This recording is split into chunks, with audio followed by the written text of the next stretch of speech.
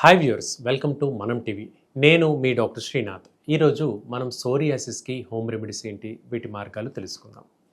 సాధారణంగా చర్మం పైన ఉండేటువంటి పై ఉపరితలం అనేది ఒక 15 రోజుల నుంచి 20 రోజుల వ్యవధిలో కొంత పొడిలాగా, పౌడర్ లాగా రాలిపోతూ వస్తుంది.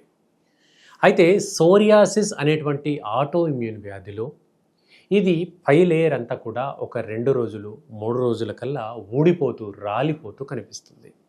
ఇలా చర్మం అంతా కూడా పొట్టు పొట్టుగా రాలిపోతూ అది డ్రైగా మారిపోతూ దురద, మంట, పౌడర్ లాగా ఊడిపోతూ ఉండేటువంటి లక్షణాన్ని మనం సోరియాసిస్ అంటాము.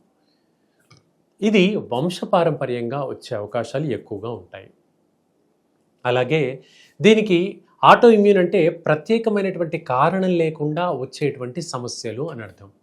శరీరంలో రోగ నిరోధక శక్తి తగ్గి మనకు తెలియకుండానే కొన్ని లక్షణాలు, కొన్ని డిజార్డర్స్ వస్తూ ఉంటాయి. వాటిలో సోరియాసిస్ని కూడా చెప్పుకోవచ్చు.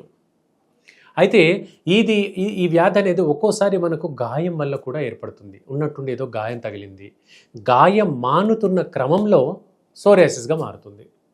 అది దురదగా, మంటగా, నొప్పి, పగుళ్ళు, ఒక్కోసారి అందులో నుంచి బ్లీడింగ్ రావడం కూడా కనబడుతుంది. ఈ సోరియాసిస్ డిజార్డర్ అనేది వయస్సుతో నిమిత్తం లేకుండా ఎవరికైనా రావచ్చు. అలాగే ఇది శరీరంలో ఎక్కడైనా రావచ్చు. అరచేతులకు వస్తుంది. అరచేతులకు వస్తే దీన్ని పామ్మార్ సోరియాసిస్ అంటారు.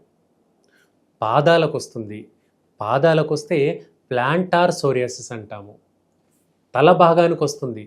తలకొస్తే స్కాల్ప్ సోరియాసిస్ అంటాము. బాడీ పైన ఎక్కడైనా రావచ్చండి. వస్తే దాన్ని ప్లేక్ సోరియాసిస్ అంటాము. అలాగే చిన్న చిన్న దోమ కొట్టినట్టుగా శరీరం పైన మచ్చల్లాగా వస్తుంది. దాన్ని గట్టేటు సోరియాసిస్ అంటాము. ఇలా పలు రకాల పేర్లతో ఈ సోరియాసిస్ని మనం చెప్పుకోవచ్చు.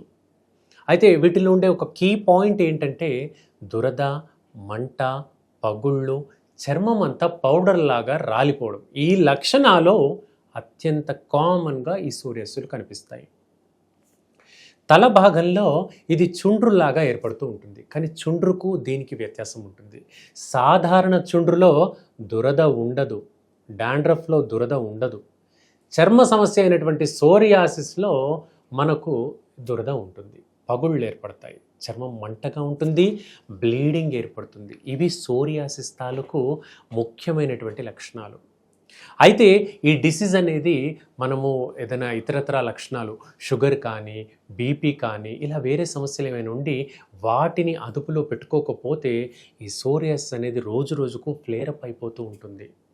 ముఖ్యంగా ఇమ్యూనిటీ సరిగ్గా లేకపోతే, అంటే నిద్ర సరిగ్గా లేకపోవడము, ఎక్కువగా ఆలోచించడము, మానసిక క్షోభకు గురవడం, ఇలాంటి లక్షణాలు ఉంటే మనకి ఈ కండిషన్ అనేది చాలా పెరిగిపోతూ వస్తూ ఉంటుంది.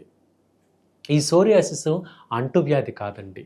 ఒకరి నుంచి ఒకరికి మనం హ్యాండ్ షేక్ ఇవ్వడం వల్ల, కలిసి భోజనం చేయడం వల్ల ఒకరి నుంచి ఒకరికి ఏమీ స్ప్రెడ్ అవ్వదు. ఇది అంటువ్యాధి కాదు. ఇది శరీరంలో పుడుతుంది, రక్తంలో పుడుతుంది, నిదానంగా తగ్గుతుంది. ఆధునిక వైద్యంలో దీనికి శాశ్వత పరిష్కారం అనేది ఉండదు. మనకు ఆల్టర్నేటివ్ రెమెడీస్ అయినటువంటి హోమియోపతి లాంటి మార్గాల్లో కొంచెం రెగ్యులర్గా మందులు వాడుకుంటే ఈ డిసీజ్ని మనం అదుపులో పెట్టుకోవచ్చు. వీటికి కాస్త ఉపశమనానికి కొన్ని మార్గాలు మనం తెలుసుకుందాం. ఇది చర్మం ఎంతలా డ్రై అవుతూ వస్తుందంటే అంత తీవ్రంగా సోరియాసిస్ ముదురుతూ వస్తుంది. కాబట్టి చర్మం డ్రై అవ్వకుండా కాపాడుకోవాలి.